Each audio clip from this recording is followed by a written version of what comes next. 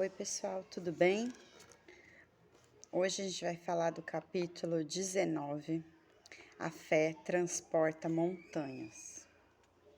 É interessante porque muita gente, e eu me incluo nisso, eu tenho dificuldade de orar. Às vezes eu rezo, quando eu vejo eu já me perdi na reza, né? A gente se não tem concentração, pensa em outros problemas. Então, qual o problema, né? O que acontece, né? Às vezes você quer ter fé, mas o teu foco não é isso. Por quê? Mentaliza comigo uma escada, certo? Você precisa do primeiro degrau lá embaixo para poder subir a escada. Então, a fé, primeira coisa, antes de eu pensar na obtenção da fé divina, eu preciso ter a fé em mim mesmo como filho de Deus. Então, primeiro, você tem que trabalhar a fé em si mesmo, a fé na humanidade e depois a fé em Deus. Vai ficar muito mais fácil. Eu não posso crer em Deus e não crer que um irmão meu, ele pode ser uma pessoa muito ruim. E eu não crer, e eu duvidar que ele não pode se tornar uma pessoa melhor. Se eu não tiver fé na humanidade, eu não vou ter fé em Deus.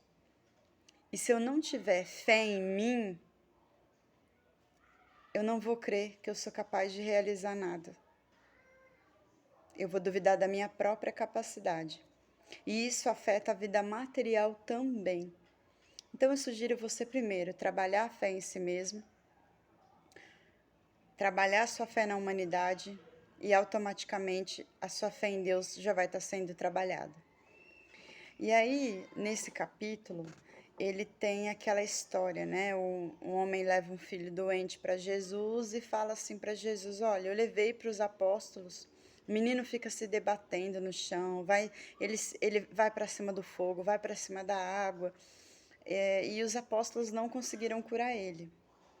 E aí Jesus fica até bravo, né? Tipo assim, poxa, né? Se vocês até quando, né, vocês vão depender de mim? E aí Jesus cura o menino por efeitos magnéticos. E aí, o que acontece? Depois os apóstolos chegaram para Jesus e falaram: a gente tentou de tudo e não conseguiu. Por quê? E aí Jesus dá aquele exemplo, né? Se sua fé fosse um grão de mostarda, removeria montanhas. Então, Jesus falava muito do simbolismo, né?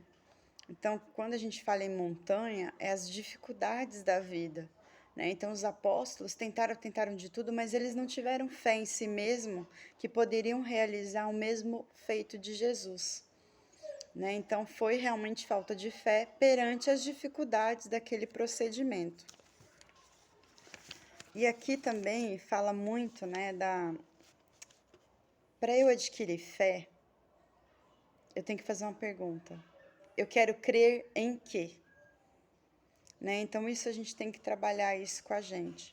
E nesse capítulo também, eu não estou explicando o capítulo, gente. Nos capítulos que eu sempre falo assim, eu não sou apta para dar curso de espiritismo, mas eu busco uma reflexão depois da leitura que eu fiz do capítulo.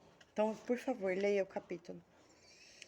Tem a parábola da figueira seca. Jesus com os apóstolos estão andando por aí e está morrendo de fome. Aí vai numa figueira, só que não era tempo de figo, não tinha fruto nenhum ali. E Jesus fala assim para a figueira, né? Gente, estou falando com as minhas palavras. Olha, você vai secar e você não vai dar fruto para mais ninguém. Acabou. Sua chance acabou. Mas não era tempo da figueira. E aí no dia seguinte, a raiz secou, a figueira estava totalmente morta. Além de não ter frutos, estava totalmente morta, seca, né? E aí o apóstolo falou assim: nossa, Jesus, você amaldiçoou a figueira, né? Tua maldição pegou. E aí o que Jesus quer ensinar? Que não adianta eu estar apto, né? E não produzir frutos. Né? Então, quando você falecer, independente da tua religião, você vai no acerto de contas, que a gente sempre fala aqui da lei de causa e efeito, quais as obras que você vai apresentar. E aqui no livro fala muito da questão da mediunidade, né? Então, assim, você tem a oportunidade de ser útil. Então, tem que tomar cuidado quando tem muita pessoa que aparentemente ela é do bem, mas ela não pratica o bem. Aparentemente ela é do bem, nossa, ela é super honesta, eu falo com ela me acalma, mas ela poderia produzir muito mais e não produz, né?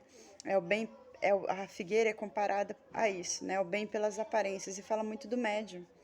Então, um médium, ele nasceu com condições da matéria para suportar o espírito em comunicação. Então, ele tem uma função, esse seria o fruto do médium. Mas, ele está sem tempo, ele foca o material, ele não estuda, não tenta entender, e aí ele vai saindo cada vez mais da missão dele, até um dado momento que Jesus faz o que basicamente é feito o que aconteceu com a figueira. Você não dá fruto? Você vai secar, você não vai dar fruto mais para ninguém. Você não faz o que você tem que fazer? Então, e aí é retirado o dom do médium.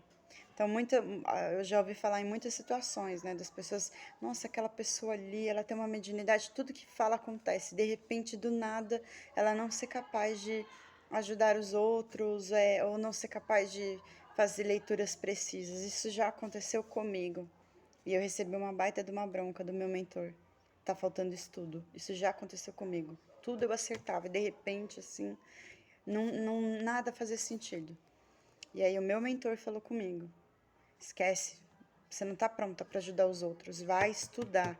E ainda me indicou uma pessoa que nós não temos uma amizade muito próxima, e falou, essa pessoa vai te ajudar. E ele é um professor para mim. Todas as dúvidas eu peço ajuda para essa pessoa. Foi meu mentor que determinou para quem eu devia pedir ajuda. Então, gente, não queira ter dons mediúnicos. Não apresse. Falando um conselho próprio, vá estudar e as coisas automaticamente virão.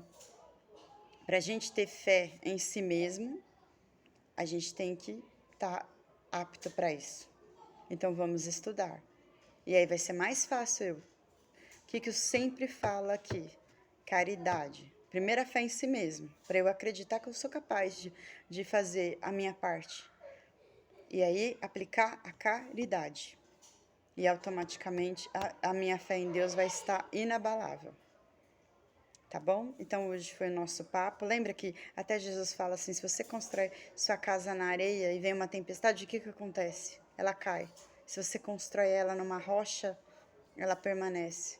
Então estuda o Espiritismo, leia os livros, faça a sua casa na rocha. Depois as coisas vêm automaticamente. Tá bom? E não esqueça. Primeiro, fé em si mesmo. Fé na humanidade. E automaticamente você vai ter uma fé em Deus inabalável. Fique com Deus.